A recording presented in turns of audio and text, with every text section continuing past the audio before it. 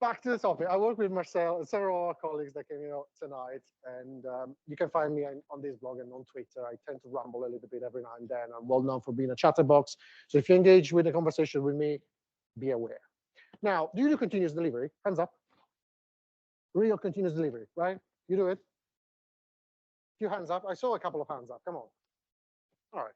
So do you do continuous delivery as in delivering stuff to a certain environment, right? I see nodding. Good. How often do you do that? Weeks? I saw a few, 3 weeks? Right. Do you have maintenance windows when you go to production?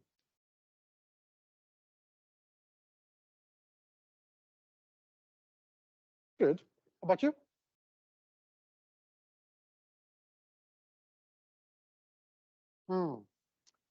Now, by definition of continuous delivery is about bringing new value to users continuously.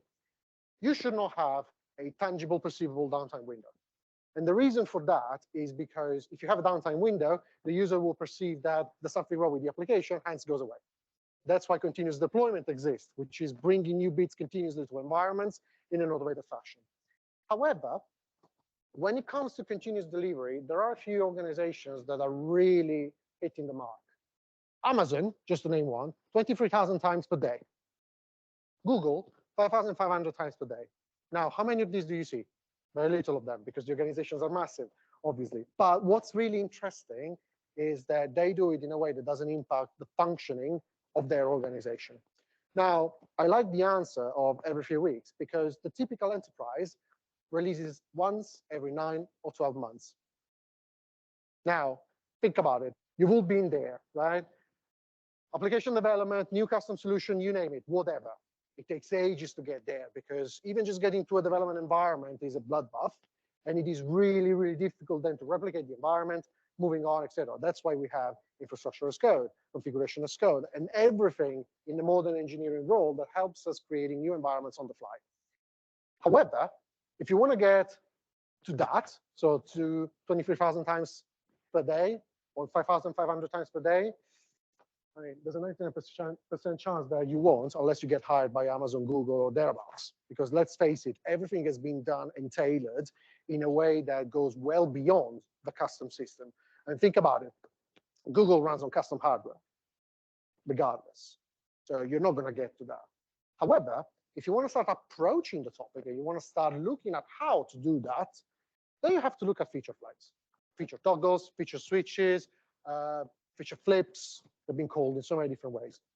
How many here know about them? How many here use them? Cool.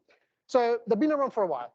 Martin Fowler, October 2017, first time that he spoke about it in his website, but they've been discussed in books. It's a well-known pattern, okay? It's a well-known way of writing code and of delivering systems. It's been around in this current format for a few years, but in reality, the concept has been well-known because I had the luxury of working with some mainframe developers, and they used to have a configuration table that enabled or disabled different parts of the application, and that was the 70s, if I'm not wrong. So how does it look like in practice? Well, it's fairly simple in reality. You have an application, which could be something like this. This is your existing app, and your existing app is enabled or disabled by what should be a feature toggle. This is absolutely rubbish.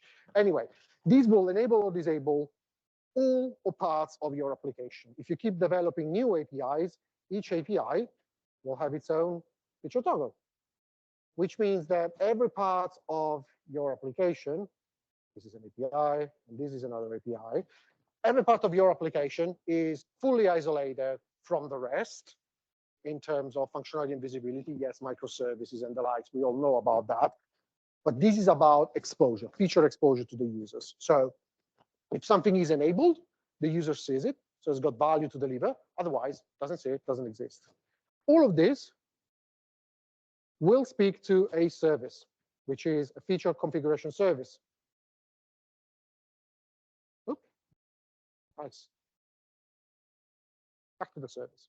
So the service itself is nothing else than a simple service that queries a database. Okay, there's nothing fancy about feature toggles, because this is literally about querying a fancy database called Feature Store. I don't know why it's so laggy. Anyway, Feature Store, which contains the status of each feature flag and the status of each configuration value that you want to use. So if you think in simple terms, this is a database, could be anything, key vaults, you name it. And this is a simple service that gets input in on, give me the list of these features and their values, key value pair, no more than that, and returns it back to the application. It's that simple, right? That's why it's been around since the 70s. However, it's 2023 and everybody's doing feature flags, which is why I found out this beautiful website, featureflags.io, that contains a lot of resources. Now, it is slightly biased because it's sponsored by one of the companies that I will mention later on. However, it contains some very good value and some very good information. So I strongly encourage you to have a look at that. The option that you will see and the option that is sponsoring that website is called Launch Darkly. Launch Darkly is a SaaS product, which means that you drop the library in your application and the application magically gets feature flags because it's a SaaS offering. So everything is hidden behind the SaaS facade, and you will see that everything simply will start working because it's got a service, commercial service behind the scenes. It's fully managed, and you don't have to maintain anything. Now, this tool, in my opinion, has got one big value differentiator. It's fully SaaS, right? Which means that you don't have to worry about the interaction that the service and the feature toggles will have. What does it mean? If I'm going to switch something on and off, all it takes is a refresh, which makes a lot of difference because otherwise you have to start thinking about how to implement connectivity with the service itself. Now, it's not the end of the road because not applications can be stateless so that they can retrieve feature flags all the time and so on. So not the end of the road in that. What will be really complicated, starting from scratch in 2023 again, where we have lots of options, is starting with the IaaS equivalent of feature flags. So IaaS, in the cloud model, you have the hardware, effectively, you have a virtual machine or whatever, and then everything is up to you, patches, maintenance, whatever. This is the equivalent, because you will bring a library, there's at least top right there. You bring the library, but then you build everything. You build the secret store, you build the service that will return the data, the service that will query the data, and so on and so forth. And you have to integrate it into your application. Brilliant, because everything is open source, and it is so simple to implement anyway, but then you have the burden of maintenance. You have the fact that you have to continue updating that, security exposure. If you have authentication in there, let's not get talking about that. That's how I came across Azure App Configuration. App Configuration is a PaaS equivalent, which is the best of both worlds, because yes, it's not perfect. It requires you to build a few things, but at the same time, it abstracts the big burden of feature flags, which is building the store and the service. Now, I am well known for being a chatterbox, hence I'm done with the slides, and I'm going to show you some code. So this is a very simple web application. It's literally the scaffolded, well, it's not even ASP.NET MVC. It's just an ASP.NET application running in .NET 6 or 7, .NET 6, I think, with Razor pages. So there's absolutely no complexity over here because it applies to anything. I could have used a console app for that matter. All right. In this page, I have some data that allegedly comes from Azure App Configuration, but there's also going to be more, and we'll see that later on. If you want to get started, you need to use a tool. Let me zoom in a bit. You need to use a tool which is bundled with .NET called .NET User Secrets. All right. And as you can tell, I don't even have the runtime here because I developed it at home in an afternoon. So I didn't bother setting up the laptop. But long story short, the moment where you initialize a user secret with .NET User Secrets in it, it will store your development user secret in the secret store, which is used by the .NET framework, as well as enabling you to set up app config. Because the way that you do it is by setting it up using what is a glorified connection string, right? So if I get in here and I pick out, oh, this is the application. Gorgeous.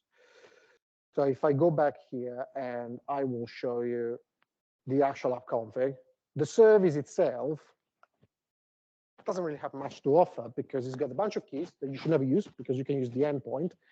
And then you will use one of the endpoints, which we all now see, but I don't care because it's going to be turned off very shortly anyway.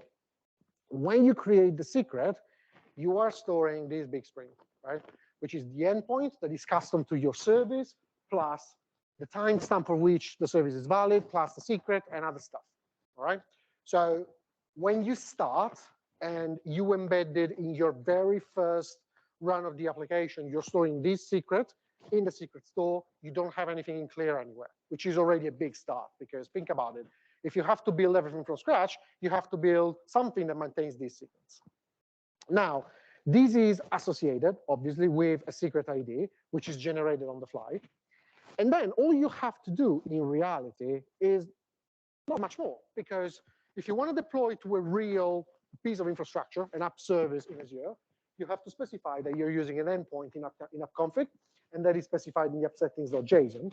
And then if you want to get started with some settings, just define a class that contains the settings that you need. In this case, this comes from the Microsoft Quick Start. Let's not lie about that. I didn't come up with that off the top of my head. But it's that simple, because this is a class that can be obviously embedded into whatever configuration model that you like, and it will just drive what you're going to get from app service as a configuration setting. We're not talking about feature flags yet. We're just talking about configuration settings, right? So that is all. There's nothing else to do, because if I start looking at, for example, the homepage that I'm running, as you can tell, there is stuff that comes from app setting itself, right? From app config, sorry, I should say, itself. That's because all I'm doing is referring to that model. And the model, again, this is a Razor page, so very simplified and everything.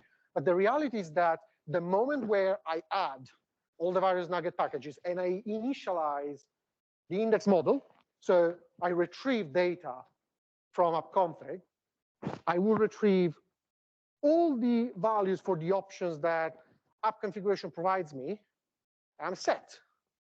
Now, where are they stored?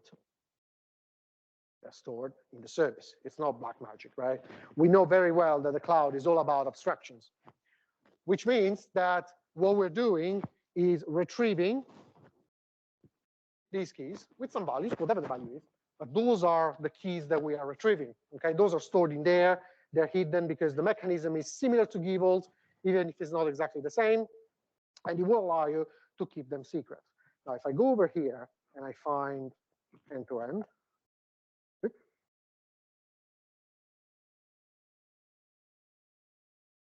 end-to-end, brilliant. Oh yeah, that's because it's the same, it's just the same page. That's fine. What I'm doing over here, yeah, that's fine. No, I just want to show something else, but it's fine.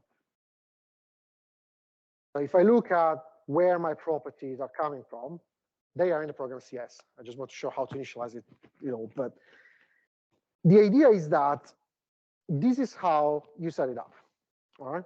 So when you start adding app configuration, all you have to do is to retrieve the connection string from the configuration. And again, secret store or the actual service, depending on where it runs, if locally or else. And then it's going to retrieve the keys that I'm interested in. In this case, it's not test app, but it's end-to-end because I modified my example and I had fun with it, which means that I can retrieve everything that's got this prefix because that's what the application is interested in. If I want to do something different, if I want to potentially segment my config, or I want to do all sorts of permutation of data, I can do it because here, this is a wildcard sign, which means that I can build my own taxonomy for storing secrets for potentially multiple sections of the application. Obviously, don't do multi-tenancy with that because it would be crazy at the very least. However, think about it, because you can have one secret store per environment. You can have one secret store per application. Then you can have different environments in there. It's up to you. Also worth mentioning, there's a free tier. There's also a paid for tier. The paid for tier, off the top of my head, is like $1.2 per day, 200,000 transactions for free every month. and then 6 pennies every 10,000 transactions. So it is cheap to run, okay? You can build production stuff with this. And what this is going to do after it retrieves the stuff is just say, okay, also use feature flags, which we will see in a second, right? Then we do another couple of things, but the reality is that we add the services like any other ASP.NET version 6 or 7 or even core. You start the services that you need, and you're in the game. That's it. You don't have to do anything else because you look at the rest, and the rest is pretty standard ASP.NET. So you say, okay, I use HTTPS redirection for the development environment file. I'm using static files. Yes, the .NET routing, okay, authorization. I don't even know why I left it there. To be honest, I didn't bother taking it off. I'm using Razor Pages. Yes, that's for simplicity because, I mean, you looked at the code, right? This is all there is in the whole application. And then I ran the application. So anyone can get started with half an hour, give or take. I mean, it took me a couple of hours just because I had to modify the various things and the setup that I wanted to use. But the reality is that it is very quick to get going, and you can build something tangible really quickly. Now, we looked at it, and now that you've seen the code, you realize that these data from Azure App Configuration comes directly from my app configuration storage. And the font and the bold and the color of welcome to Acme Corporation actually comes from there. If you don't believe me, I can actually show you the value. So for example, the message that is used over here, I can actually show you to be able to see that. Memory serves me well. Yes, values. There you go. So we got, zooming in a bit. Background color, white, well, transparent. We got font color, black. We got font size 24, and we got the message, data from Azure App Configuration. If I change this, refresh the application, I will get that. Now, this is the only constraint. This is an out-of-the-box application that I showed you. There is absolutely no concept of automatic refresh, which means that once the application is up, it retrieves the data, it retrieves the secrets, right? And it consumes the secrets. If I update them, then it's up to the application, all right?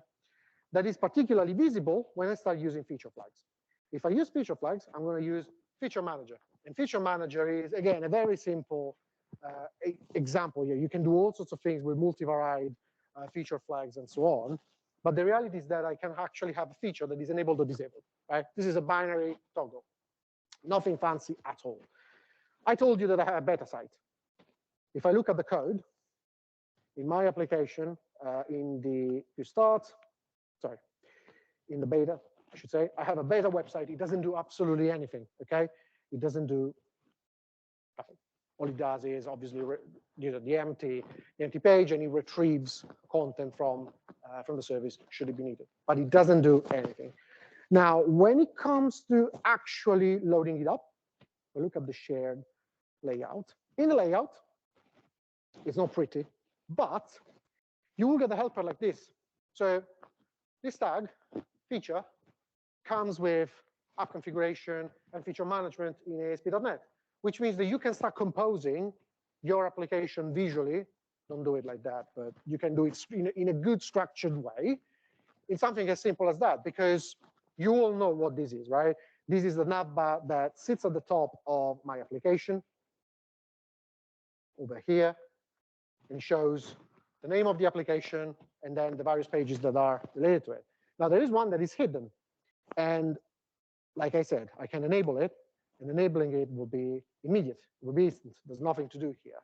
However, if I refresh the application, nothing will really happen because this has already retrieved data from the service. It's on purpose. I didn't spend any time on it. It can definitely be done, but again, it's PaaS. So there is a little bit of investment that you need to make. However, if you want to actually see how it works, I can go back to my resource group. I can go back to my application. And from there, I can just restart the application, which is, again, it tells you how much time I had to prepare these. It's still on the staging slot. So I didn't even push it to prod. But no, jokes aside, it's up with that. I came out really at the last minute. But the moment where you restart this, and it takes, obviously, It's a few seconds to get up from cold start and so on. But you will see that in a second. If I try to refresh this and it doesn't give me 502. Oh, come on. I'm annoyed. That might be caching.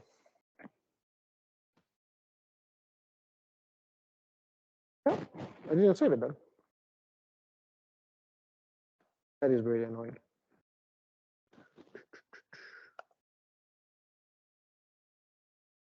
This is enabled.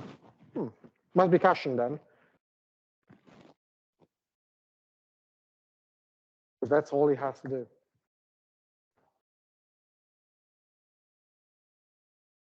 Come on. Yeah? Yeah. There you go. It works. It was some caching, as I said. And that's all that is, right? There's nothing in terms of application code. But the cool thing is that it's a NuGet package. It's a service in Azure. It's obviously REST. So you don't have to worry about technology. Like I said, container apps, whatever, literally, whatever. The onus is on you to define your implementation of feature flags and decide the taxonomy and all of that, which you will have with something SaaS like LaunchDarkly anyway. The only difference is that you have to account for state. Because by default, you don't get anything. And you also don't get a fancy control panel like LaunchDarkly does. They've got so many features that allow you to do multivariation testing. You can do A/B testing real quick, those sort of things that you do pay for. If you want to get started quickly and with something that doesn't add complexity to your application, all I usually do, for example, when I end up on engagements that require feature flags, you pick up an application, you say, yeah, when I move it to feature flag, I want to make it, I want to make it well modular and componentized. Yeah, okay, put everything under a legacy feature flag and start developing new stuff.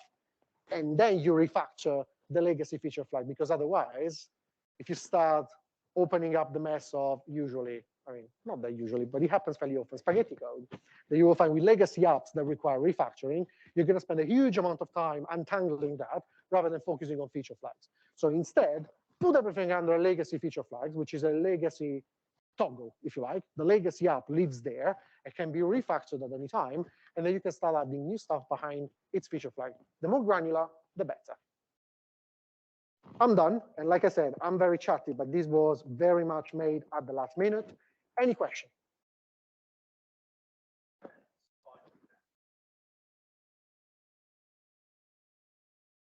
It can be anything. Okay, you can have, you can even have progressive exposure in app configuration.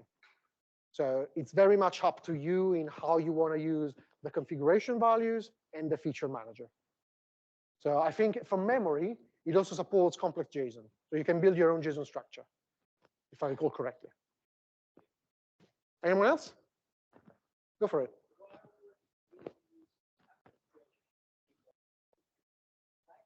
Because Key Vault is not made to be a feature flag system.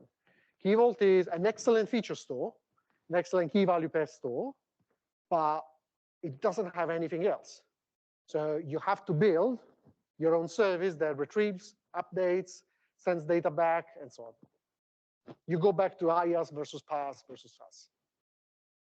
Essentially, yes, you can use Key Vault as a secret storage, but that's where it stops. You have to build everything else. Anyone else? Suppose we're all hungry. All right. Thank you very much, everyone, and see you in a couple of months.